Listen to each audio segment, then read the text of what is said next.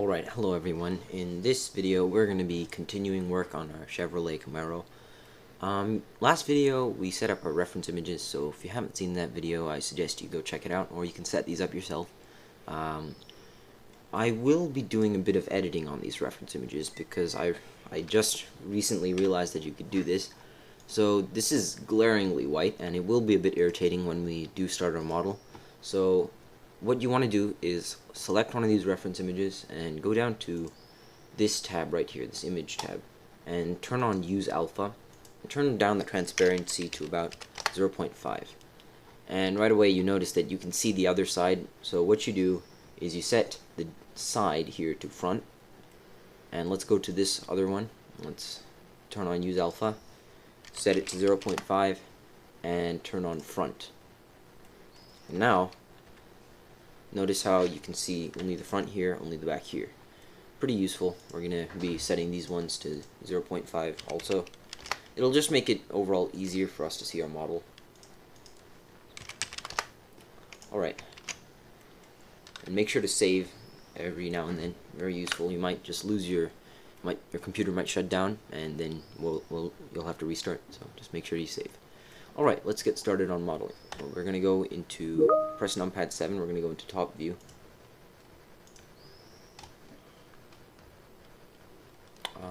Yeah, so we're going to edit this.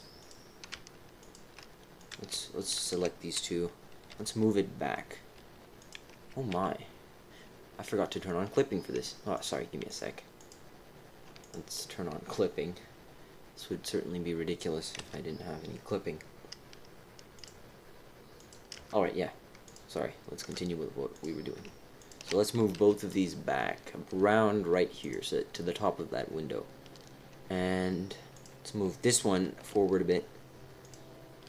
So in Blender, we won't just have to work with this plane as the way it is, we can create loop cuts. So let's create a loop cut right here. And let's move this vertex a bit more forward.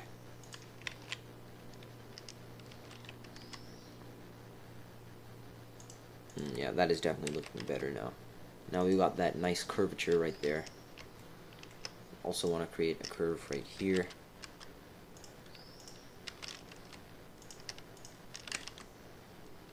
And this is about the minute details. If you aren't even doing the Chevrolet Camaro, this will apply to any car that you're doing in Blender.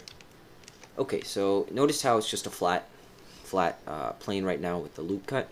We want to bring this side down here. So let's bring it, let's take a look here. So this goes right up to the window, the top of that window, so we should bring this down right to the window. And yeah, I think that will do. Well, let's create a loop cut about right here. And we'll bring this a bit further down too. And I think this whole, let's switch to wireframe. Yeah, this whole part needs to be brought down. Yeah, that's much better. Let's switch to front view. Alright, yeah, we should probably move these down a bit.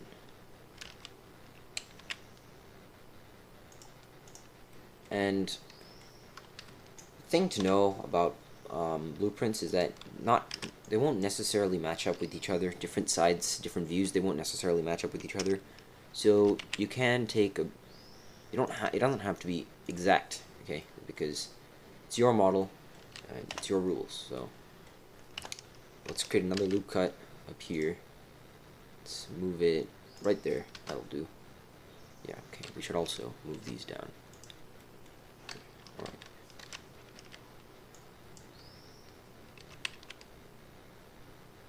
Right about there will be good for now. Maybe move that a bit back.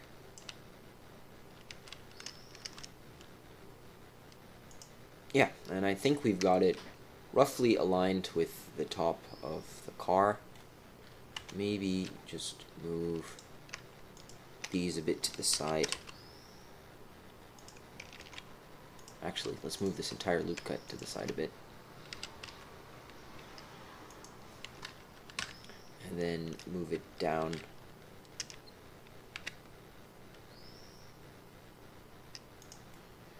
Yeah, that looks way better. Alright. So now you got that curvature of the roof. Ooh, wait a minute. That. Oh, sorry for all the noise. Oh, wait, let me just close this window.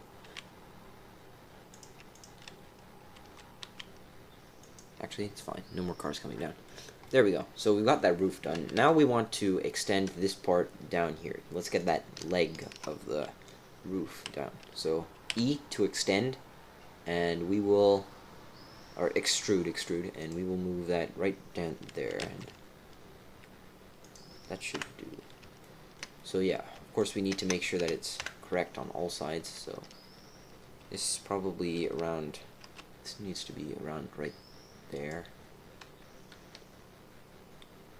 So it looks like this curve goes up in that direction, so we're gonna move it a bit back. Yeah, I think that's looking, for now it'll look a bit weird, but once we add more loop cuts, it will definitely start to look better. So on this side, we need to bring something down this direction. So let's actually move this a bit here, because it isn't perfectly aligned right now. So let's create a loop cut right there for this frame section right here, and E to extrude, and we'll bring that right about down there. And you may notice this thing around the window, that's just the window trim, so we don't need to worry too much about that. For now at least, we're just doing the frame.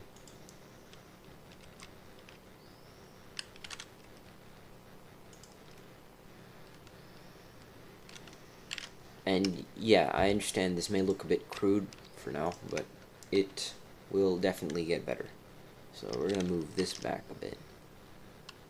And I think that encompasses the frontal part of the frame. May want to move these two up a bit.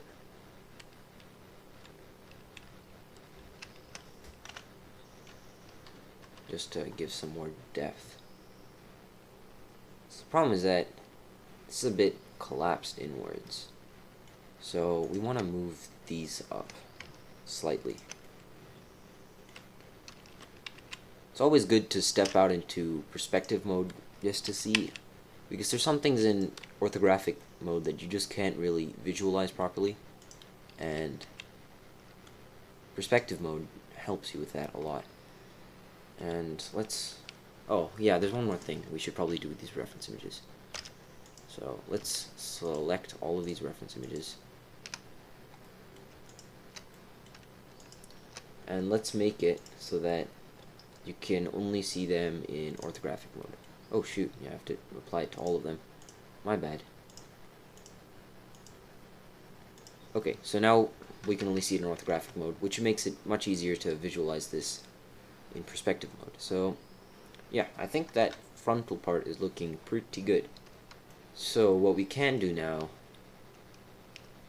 we can move all of that, this assembly right here, we can move that down. And I think we're going to create another loop cut right there because of this frame. Or maybe not. Yeah, you know what? We're good. It's good the way it is. So we're going to bring down just this single vertice right there. And let's move it to the side. Yeah, right there. And so we're going to connect these all. And you may be wondering why we didn't do this earlier.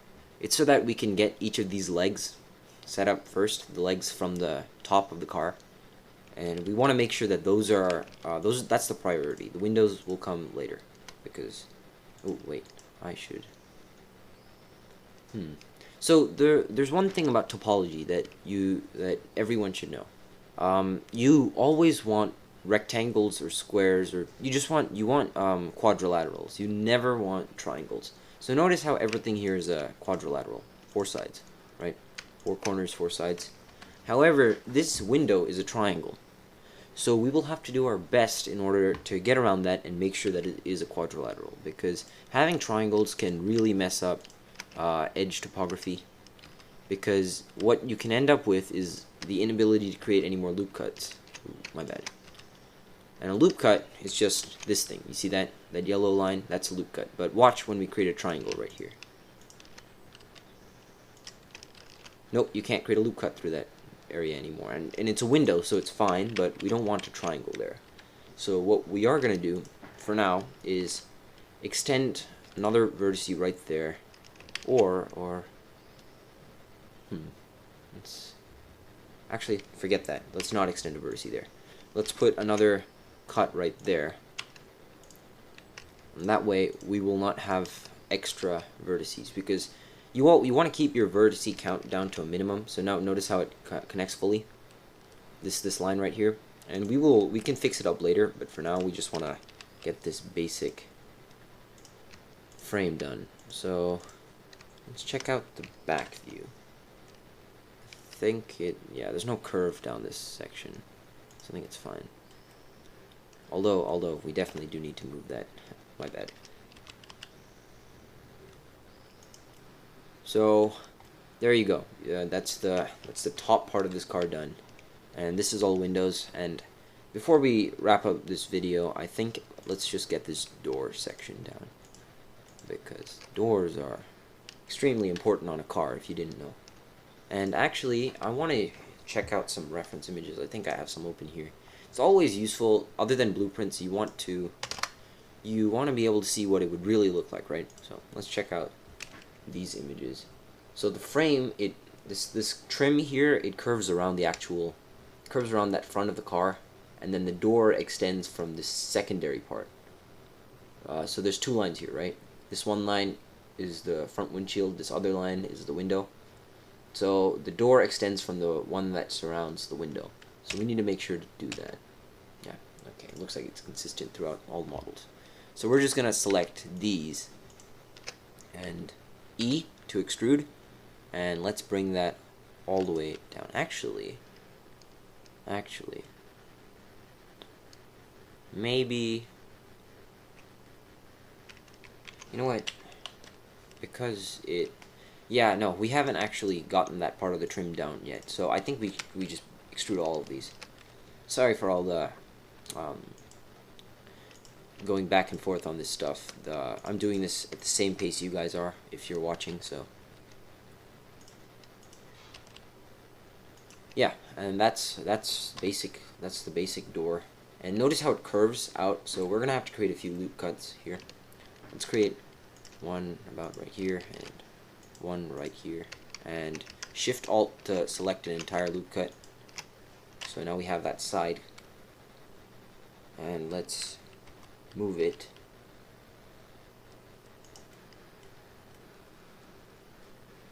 Yeah, now you can really see it taking shape. It's missing the front and the back, but if you were just to visualize this part, let's go back to our reference images here.